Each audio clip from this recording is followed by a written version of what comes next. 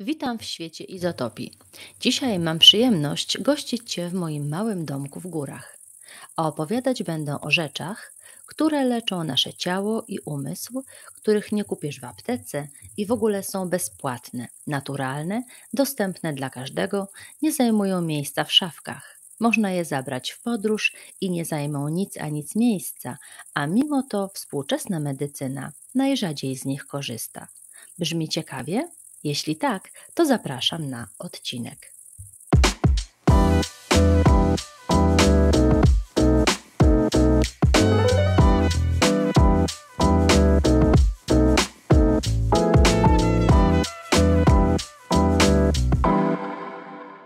W zachodniej kulturze spanie jest często uważane za stratę czasu.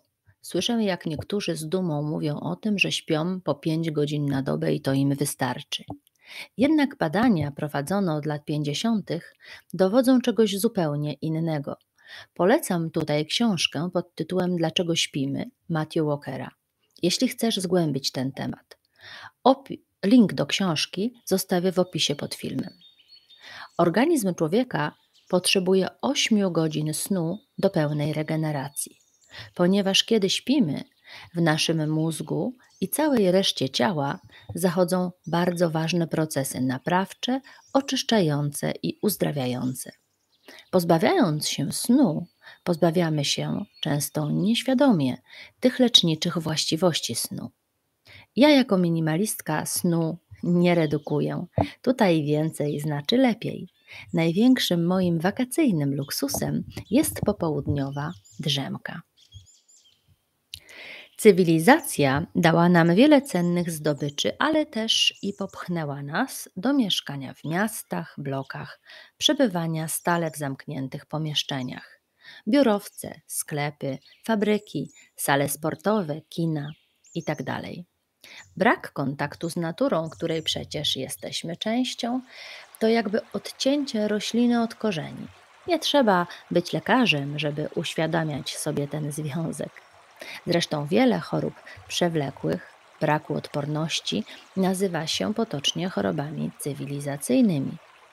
Dlatego naturopaci oraz lekarze tzw. medycyny funkcjonalnej, w Belgii ta specjalizacja szybko się rozwija, zalecają przebywanie na łonie natury jako formę leczenia.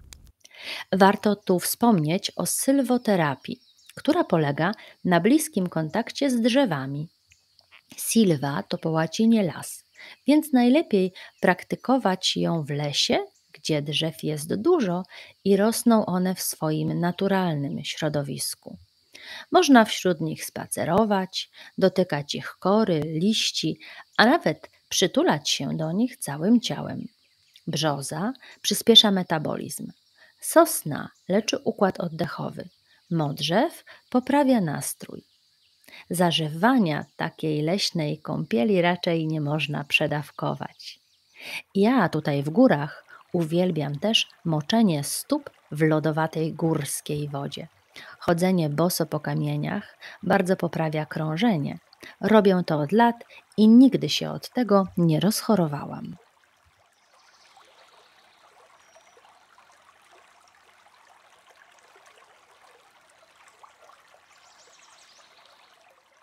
Dzięki zdobyczom cywilizacji coraz mniej pracujemy fizycznie, bo nawet w fabrykach czy na budowie wyręczają nas maszyny.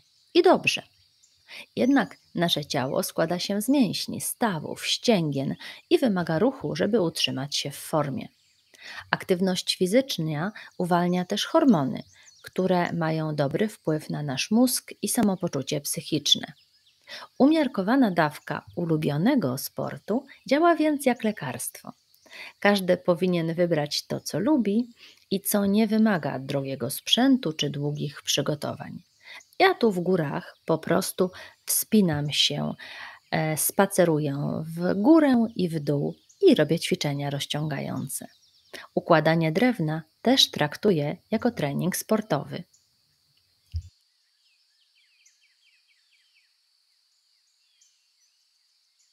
Medytacja to starożytna praktyka rodem z Indii, która ma na celu osiągnięcie wewnętrznego spokoju i harmonii, co wpływa na obniżenie stresu, poprawę snu, koncentrację. Stosuje się ją jako terapię chorób przewlekłych w Stanach Zjednoczonych oficjalnie od 1979 roku. Jest wiele różnych technik i sposobów medytacji. Sporo też sprzętu, gadżetów i aplikacji na telefon. Ale jako minimalistka polecam nie komplikować sobie życia. Siadam wygodnie w cichym miejscu, gdzie nikt nie będzie mi przeszkadzał, zamykam oczy i rozluźniam ciało i zaczynam spokojnie i równo oddychać. Skupiam uwagę właśnie na oddechu i staram się nie wybiegać myślami ani w przyszłość, ani w przeszłość, po prostu być tu i teraz w swoim ciele.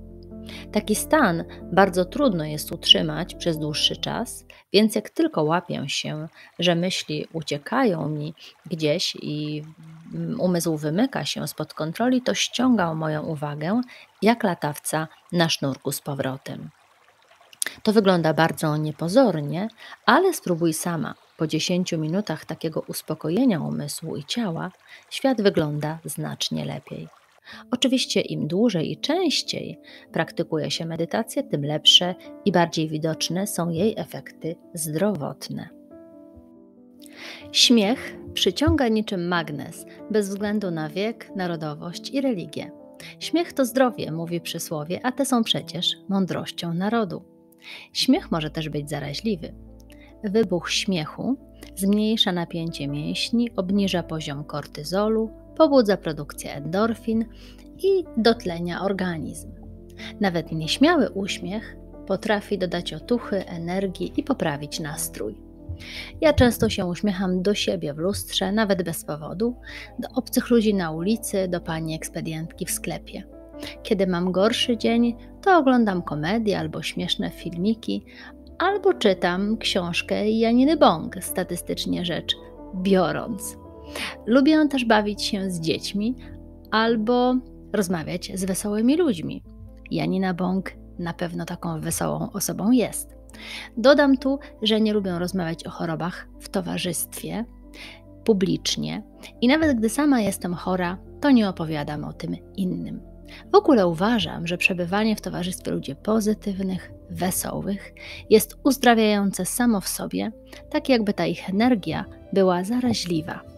Chciałam też podziękować firmie Arkom z węgierskiej Górki, która przyczyniła się do powstania dzisiejszego odcinka, ponieważ udostępnili mi swój ultra szybki światłowodowy internet, a przy okazji dostarczają też internet na moją górę, pod Baranią Górę, technologią radiową, także polecam ich jako specjalistów od zadań specjalnych internetowych i dziękuję za współpracę przy tym odcinku.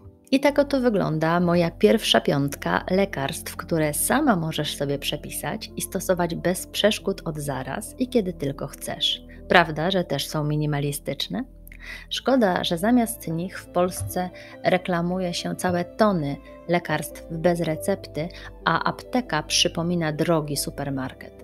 Oprócz tych wymienionych w odcinku jest jeszcze wiele innych takich naturalnych i darmowych leków, więc jeśli masz jakieś swoje sprawdzone, to bardzo proszę podziel się ze mną i innymi widzkami tego kanału tutaj w komentarzach. No i oczywiście jeśli filmik się podobał, do czegoś zainspirował, to będę wdzięczna za zostawienie lajków, komentarzy. To bardzo pomaga w rozwoju mojego kanału. Na dziś dziękuję już za uwagę, życzę dużo zdrowia i do zobaczenia za 2 tygodnie.